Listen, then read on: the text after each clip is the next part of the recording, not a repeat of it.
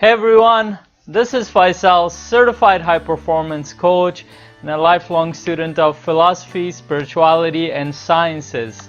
Today is challenge day 27, and today's challenge topic is fears.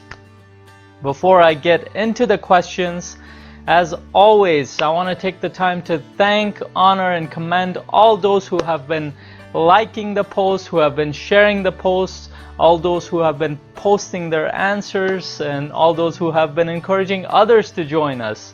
Thank you all for all your support, for all your participation in these discussions, so that we all can learn from this process, from this challenge. And make sure you keep liking the post, make sure you keep sharing it, make sure you keep encouraging others to join us. The more we get more people to comment on these posts, the more ideas, concepts, and techniques that we get. Okay, so today's topic, fears. And this is a topic that's very interesting, but a topic that many people have challenges with. We have already covered a portion of fears in the topic that we talked about related to stress. Before I go into that, let me ask the questions.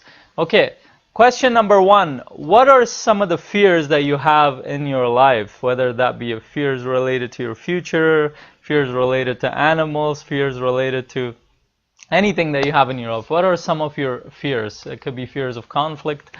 Question, and why do you think you have those fears? That's the second part of the first question.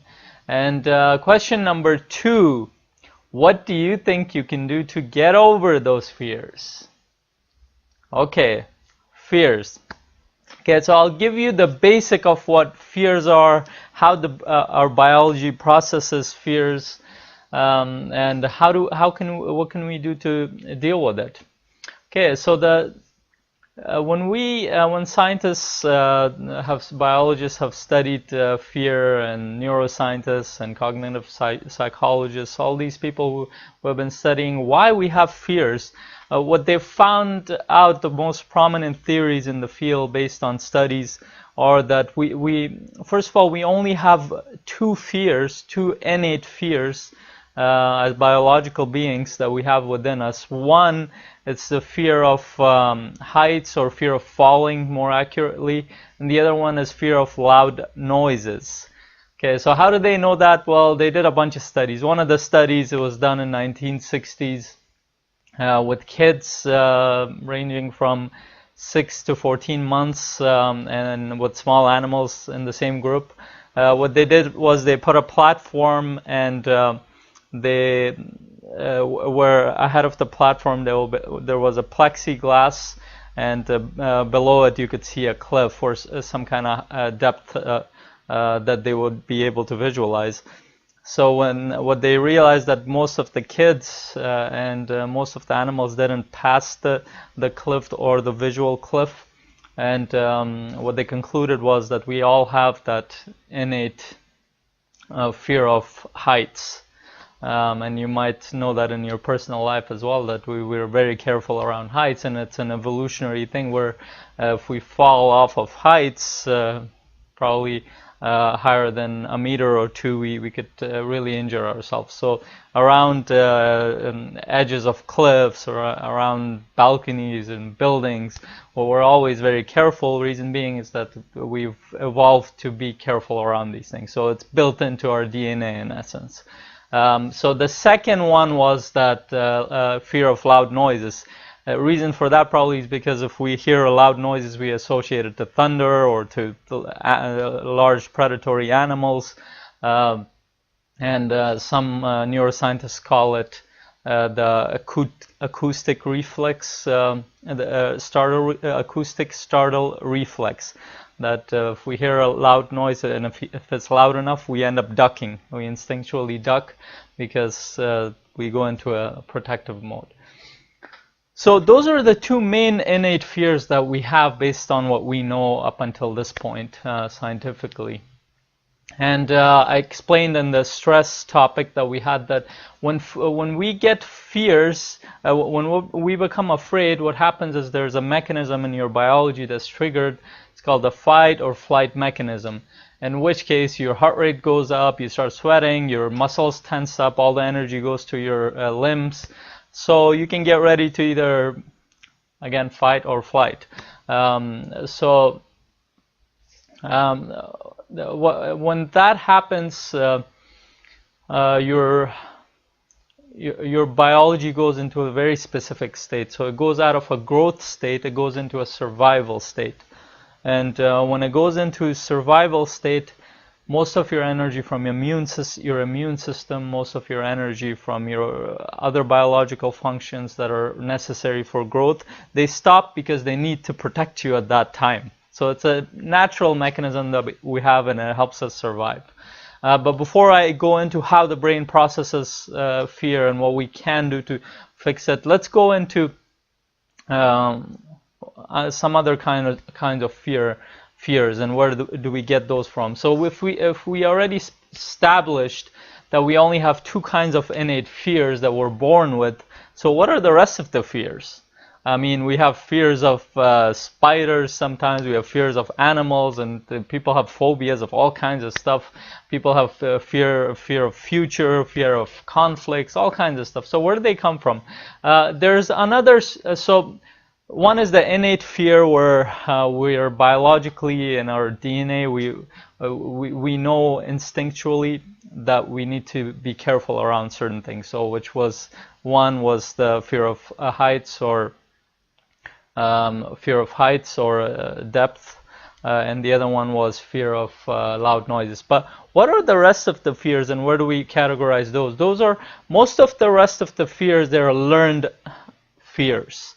So we learn them in our environment and from the people closest to us, from their response to environment. So because that's how we are. Humans, just like animals, they learn from watching other members of the species, especially the ones close to us. We learn from watching them. And so what ends up happening is, let's say you're a child and you watch your mom just sitting there, and all of a sudden she sees a spider and she jumps, and she shows a negative reaction or a fearful reaction. In that instance, you associate that towards danger. So that becomes like a secondary conditioning, if you want to take a psychology term. So you get conditioned by the reaction that your mom had. In the same way, we get conditioned to be afraid of certain things by watching scary movies. I mean, scary movies become scary when we're taught to be scared of it. Same thing with other kinds of stuff and social stuff in our society. Well, by the way, when it comes to snakes and spiders and certain other species of animals, we are predisposed to being kind of afraid of them or being careful around them, because again, in our evolution, we have certain things in our biology telling us to be careful around certain patterns, like snake patterns on their scaling.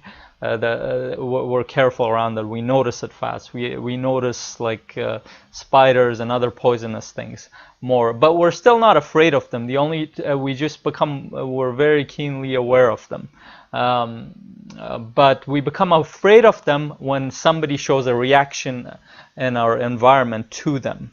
So a lot of it happens in the first 6 years of our life, when we see reactions of other people towards those things, and we learn as we go. So we develop all these fears, but we're not talking about all those biological fears. Most of us don't live in jungles and forests and all those areas where we need to be afraid of those things. But the point of this topic is to get to fears that most of us have. A lot of people have fears of conflict with people. People have fears of not being able to pay their bills, fear of future, like things that are not innate within us. I mean, for a child doesn't even have a concept of time. We teach a child the concept of time, thinking in terms of future.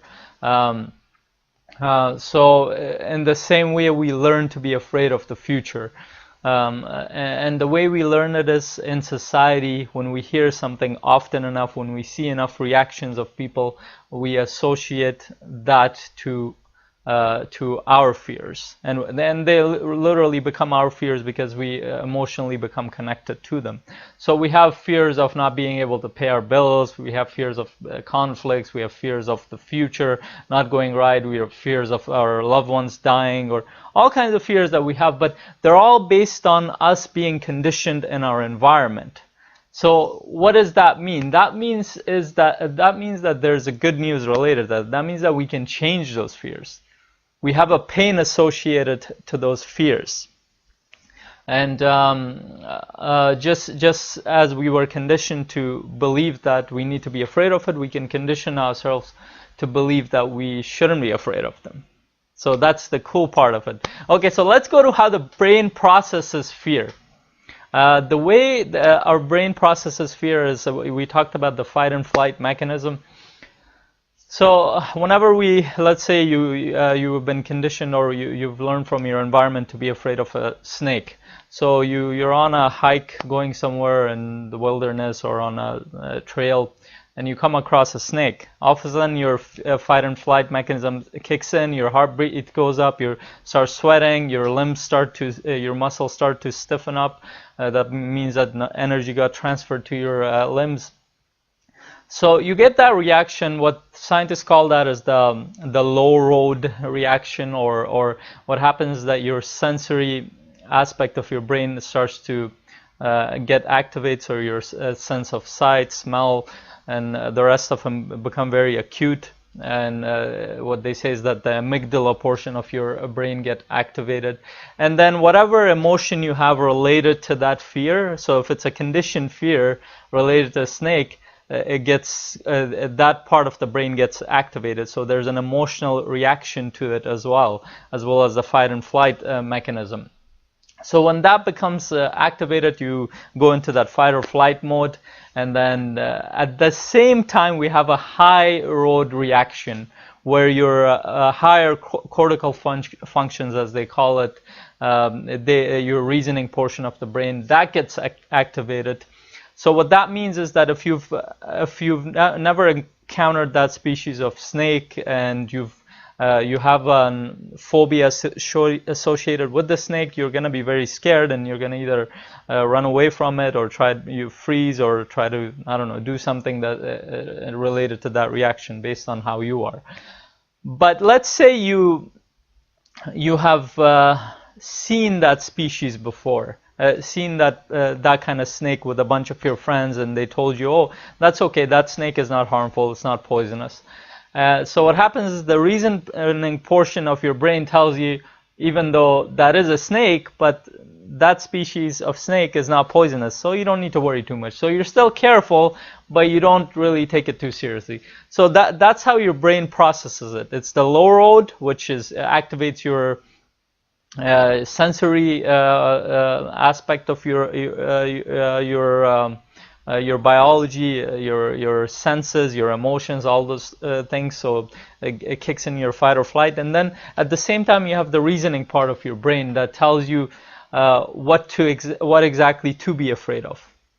But keep in mind that the portion of the brain that's related to your emotional reaction and all the fight or flight response, that's related to your much older hindbrain portion of your brain. That means that's much stronger because and it processes information much faster. So what it means is that it gets you out of the way of the fear if it's something really dangerous. So if an animal's predator is coming towards you, you're gonna go into that fight or flight mechanism, and you're gonna run away from there or try to fight it, whatever you can do. But then the reasoning portion of your brain, if the fear is not that strong, it will tell you that, okay, you need to be careful, but you need to also realize that that's not as dangerous. So the reason I'm explaining this is because we can activate that reasoning portion, that higher cortical function of our brain, by being aware of it. So even though we might have fears associated to, let's say, conflicts with people, that we were afraid to go into conflicts, but when we become aware of things, and self-awareness is a big thing in spirituality as well, when it comes to everything, when we become aware of our reactions in our body, when we become aware of our body, our thoughts, our emotions, well, what happens is that we engage the reasoning portion of our brain, and and we assess the situation as it goes. And another aspect of fear is that when we think about adrenaline junkies, or people who seek thrilling rides, they go to I don't know, they do bungee jumping and skydiving, all kinds of stuff. What scientists discovered with those people is that there's a neurotransmitter in our brain called dopamine that helps control the reward and pleasure center of our brain. So what that means is that if you do something and you associate pleasure with it, the more you do it, the more dopamine is released, and the more you want to do it. That's why people who jump off of cliffs or do skydiving, all kinds of, the first time they'll feel a lot of fear. But the second time, the third time, it gets easier and easier as they do it, because they associate pleasure with it. So that's the other cool thing, that we can use fear to our advantage, where let's say you're afraid of something. The first portion is to be aware of what you're afraid of. That's why I asked you that first question. What are some of the things that you're really afraid of in your life? And why do you think you are? And I'm explaining the why, but you can think of it in your own life. So when we become aware of our fears, then we have actually done half the work. So we become aware of our fears, and always go back to that thing that I told you about, taught you guys about observer and thinker. You can find that in the emotions topic. You can find that in the stress topic, where when we become the observer of our thoughts, emotions, and our body, as if we were observing another person, then we become self-aware of ourselves. And this is a very cool concept in spirituality. When we become self-aware, that means that all the things that happen in our body, we don't react to it as if like something is going to go wrong right away. We become aware of it. So that fixes half the issue with fears. The other half is what I explained in terms of dopamine, that the more we go towards our fears, the less they affect us, even though they might still be there in our subconscious, but the more we go towards it, the less they'll affect us. I'll tell you that from my experience. The first time I was in front of a camera, or first time I wanted to express myself, there was a fear associated with it, because I had never expressed myself, and I've always had that fear of public speaking. And when I was in high school, if you got me to stand in front of the class, I'd be hyperventilating. I could barely breathe. That's mostly because of my upbringing, because things happened in my childhood where I was discouraged from speaking, or something happened where I was discouraged from public speaking, or I associated some kind of fear because somebody made fun of somebody, or somebody made fun of me. Whatever happened, I associated an emotional reaction to it, and an emotional attachment to it. So later on in my adult life, I couldn't speak properly. But like I said, when I started doing this, even though I was aware of it, I was feeling a lot of fear. But because I was self-aware, I was working through it. The first time it was difficult. The second time it was difficult. The third time it was difficult. But as I kept doing it, as I kept facing my fear, it became easier and easier. Now it's not that bad for me. When I sit in front of the camera, I'm okay. It's as if I'm talking to a friend. And in the same manner, whatever fear you have in your life, whether that be, let's say, if you take conflict with another person, some people think that if they go into a conflict, that's the end of something. But conflicts sometimes are necessary in life when it comes to arguments, where if we go with the intention of resolving the situation, then conflicts can mean bringing the relationship to a better level, to a higher level. So that doesn't mean that you generate conflicts, but if there is a conflict, then you need to have the courage to face it. You need to have the courage to face your fears. And I always say this in my posts as well, that being courageous is not being fearless, because fearless doesn't exist. It's built into our biology. It is to go towards the challenges or the fears that you have, the challenge that you have despite your fears. Like, I mean, the more we go towards our fears, towards the challenges in our life, the easier they get. And this is what we have to keep in mind. And I know this was a complicated scientific thing that I tried to explain. And it's a very interesting topic. You can research it on your own. Just search for fears or our innate fears, and then our learned fears. So most of the fears, other than the fear of heights or the fear of loud noises, we get it from being taught to fear in our environment.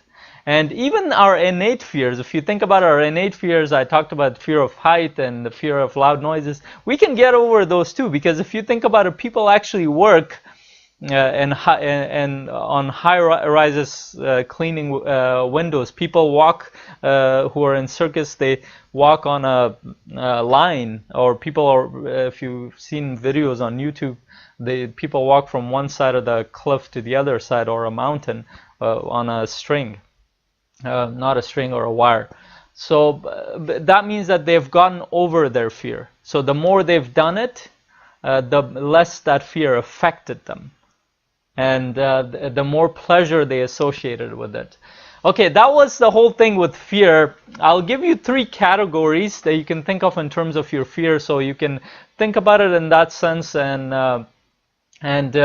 think through it and see how you can get over it. But you'll know what I mean when I explain it. So there are 3 types of pain or fears that we associate in our daily life. That's outside of the physical fears and all the rest of it that I explained.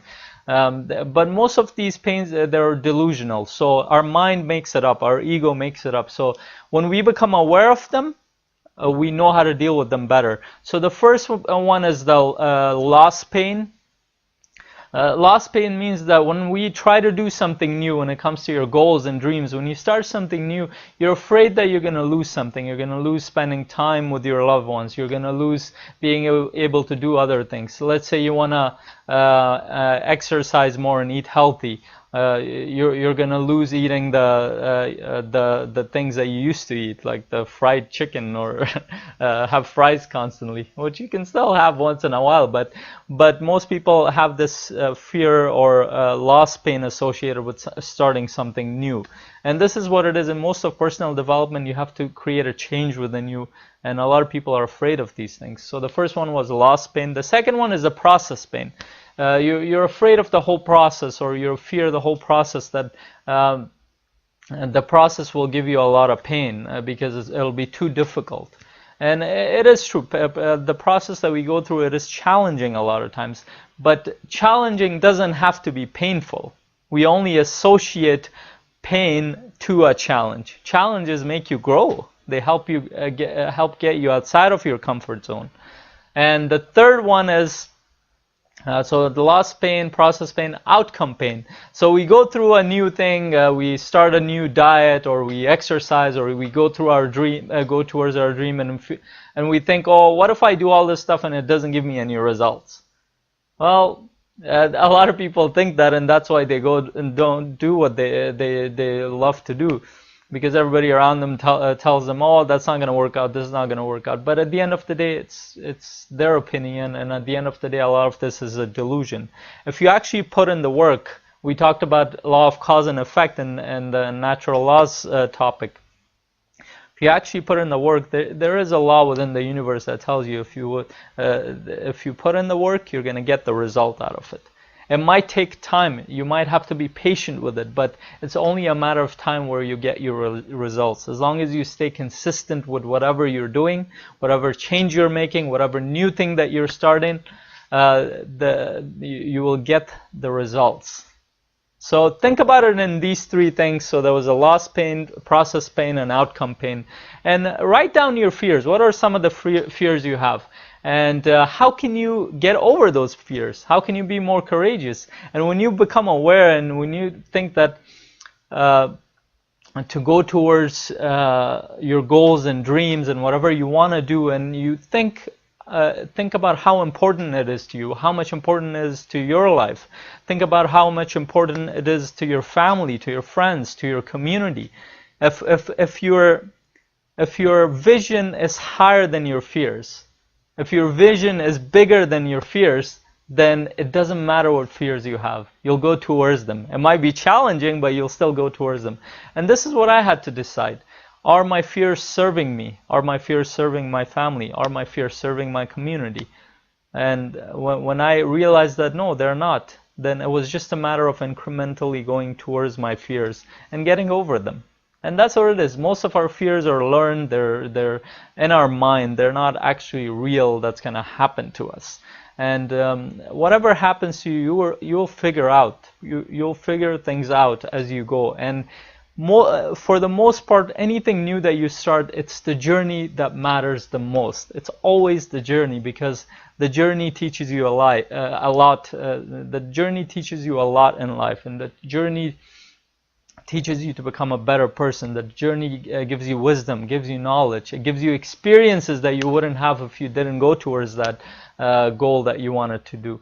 So try to appreciate the journey that you're on. It might be challenging, it might be hard, but also place a lot of pleasure on it. The more you associate pleasure to what you're doing, the more dopamine is released in your system biologically, the more you're going to want to do it. So the more pleasure I associated with what I'm doing in terms of recording video, the more I want to do it now.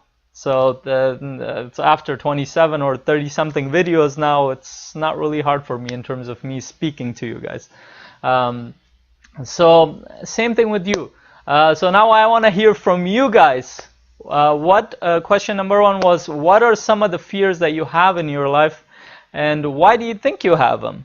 And question number 2, what do you think you can do to get over your fears? Okay, thank you very much for listening to this, watching this video. I hope this helped you guys. Look forward to reading your answers. Have a great day. If you loved or even liked the video or this episode, you can do 2 things right now. 1, you can click on the subscribe tab right here on the screen or in the info area if you can't click on the screen. So you're up to date on all my free training, on all the free training that I send on my YouTube channel on a regular basis. And 2, you can click on the Success Indicator tab on the screen or in the info section, so you can get the training, the thorough training that I created for you, that has 10 factors that will determine whether or not you will be successful at anything that you do or want to do.